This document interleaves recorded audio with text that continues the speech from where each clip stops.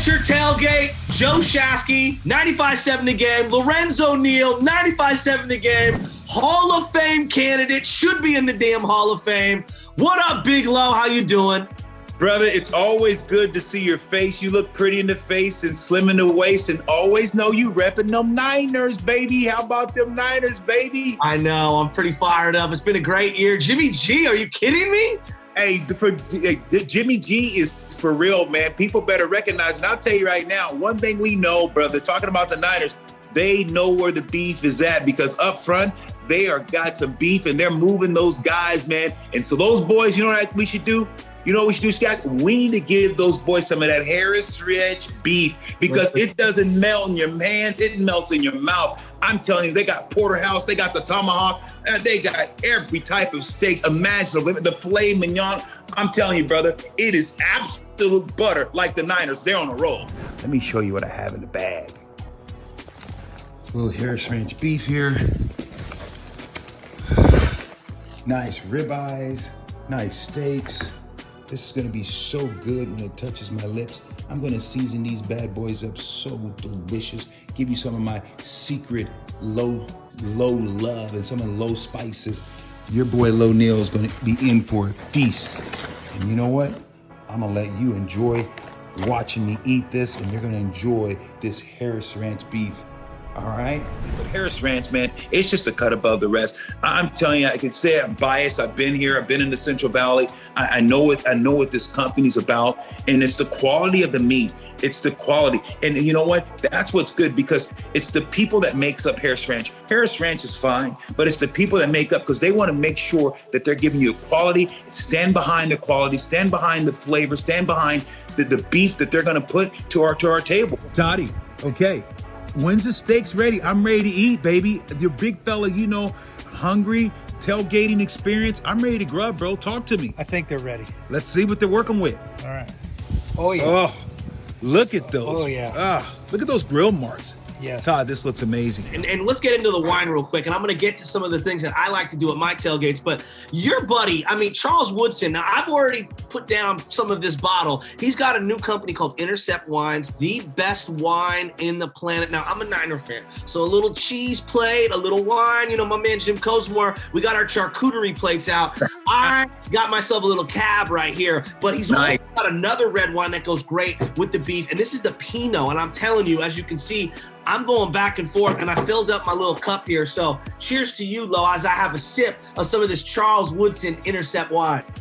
Absolutely, my brother. Nice. Cheers. Nice that you got a little Intercept wine. I love that. Charles is always a man of all trades. Awesome, man. And it's great, especially when you got a little wine. You, like you said, the Niner fan, a little wine and cheese. But I'm going to tell you, wine goes good with a good steak. If you got a good cab, and like you said, a Merlot, now you got some nice steak. That steak and that wine just gives it the flavor, brings that robust flavor and out that you have. Oh my God, I love that with a good cab, a good, get a Napa cab or whatever it may be. Go with Charles, though, a little Pinot. I can appreciate that, man. What is your go-to? Is it the filet? Is it ribeye? Where are you at, brother? It depends. When I was balling on a budget, your boy would try to get a tri-tip or something that's a little less expensive, maybe a Chateaubriand, like a sirloin steak. But, these days I'm doing a little better in life. And, when my wife lets me splurge, I like a prime rib. I like a nice little prime rib, a ribeye, it's got a little more marbleization in there, but you can't go wrong. Here's the key, though. When I was balling on a budget, your boy had like fingertips to go grab stuff off the grill, and I had foil, and that was about it.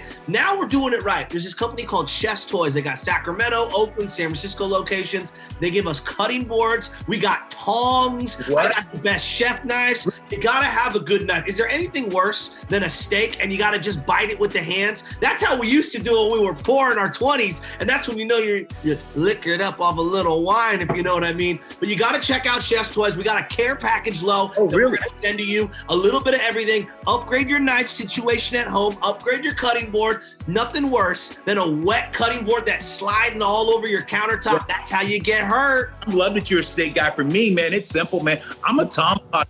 I'm either the porterhouse or give me the little tomahawk. I love that tomahawk, and I like the bone in, where now you got that nice piece of meat with the bone in there, and man, no one does it better than Harris. Now we're gonna try this. So I'm gonna cut into this.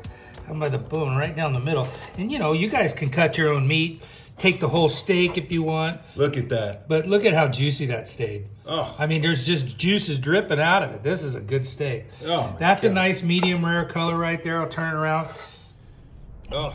All right. The best part about these tailgates is it's not just the food, it's not just the wine, it's not just the alcohol, it's the people that were around and the stories that we share. So I asked Brian Baldinger this, and he went back and started giving me Fred Dean stories, guys that owned him on the field because they were just unbelievable animals. I asked Jerry Rice last year. Jerry Rice was talking about Deion Sanders and him going back and forth. Who was that guy, Lo? Who was that guy that you just had wars with? Mutual respect, obviously, clearly mutual respect, but you just went toe-to-toe with year after year after year, and you just every time you saw him, you knew it was going to be a war. Absolutely. A guy when I came in the league, a guy that gave me fits, and he made me better. Jesse Tuggle, number 57 for the Atlanta Falcons. Jesse Tuggle was a man-child. That dude was physical, he was mean, and he would hit you. And then as I got older, made that transition, and another guy came in, and I went and played with the Chargers, played them twice a year, the Denver Broncos. Another guy. How about Al Wilson?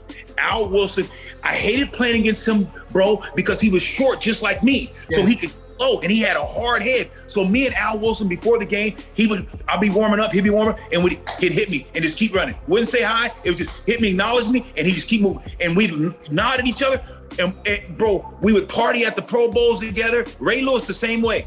And we would go, Zach Thomas, when I would see him, because he had a hard head. Yeah. Zach Thomas' head he's just a bulldog. And guys, so we would play each other, bro, and it's so weird, Shasky, because before the game, we respected each other so much that we would acknowledge you guys warming up. Yeah. And during the game, though, we was trying to take each other's head off, bro. And it was crazy. We would talk about it when we get to the Pro Bowl. We would talk about it, when we would hook up after the game. But it was an experience, Shasky, that, man, we go to Pro Bowl and sit out by the pool and just laugh about, hey, man, you bring out the best in me. And that, man, it was just, I love it. I absolutely love that gladiator, not quit. No one's going to quit. You got to make me say uncle, and that's not going to happen. I love it. Absolutely love it. All right. We're in the playoff time right now for the NFL. I want one last thing before we get out of here. Elevate your tailgate. Charles Woodson Intercept wines. We got the Harris Ranch beef from your neck of the woods out there in Fresno. And we got ourselves some Chef's Toy stuff. So I want your favorite playoff memory. I remember sitting and watching, remember the Oakland Raiders, when friggin' Marcus Allen runs that sweep. What was that, bro? And then be able to talk to him and play against him and grow up watching Marcus Allen, bro. And then now I have his phone and his phone number in my Rolodex, and he's my boy. And watching him play, it was like, man, those moments, that run. Do you remember the run I'm talking about, bro? Of course. The cutback that goes in slow motion, and it doesn't even look like he's running fast, but he's so athletically gifted. He was such a unicorn. Nobody's like Marcus Allen in terms of body type and the way he played. He was unbelievable. Yes, absolutely. Yeah, you know it, that unicorn. I love the way you just described that. That was a moment that I was like, wow. This is something that I can't wait to do. It was something I just dreamed about, watching the guy reverse field, watching what he was able to do, man, and just watching like the Miami Dolphins and the Chargers always go out in the AFC. Dan Fouts, when he would drop back number 14, hit Kellen Winslow, watching those guys in the puff, just watching all those games. And then the drive, man, Cincinnati, you got to realize my good buddy got him in my Rolodex too. the Icky Shuffle, Icky Woods, Icky comes to Fresno, Icky's around. I still talk to the Ick Dog, and he's watching that game and watching, Ronnie Lott just take the oomph out of it. Was unbelievable watching him bend the big fella back. Watching football, I mean, there's so many playoffs moments, brother, that you look at us and you just like, man, they're all just amazing. I love it. All right. Elevate your tailgate. Hall of Fame should be Lorenzo Neal, the greatest fullback of all time in my estimation.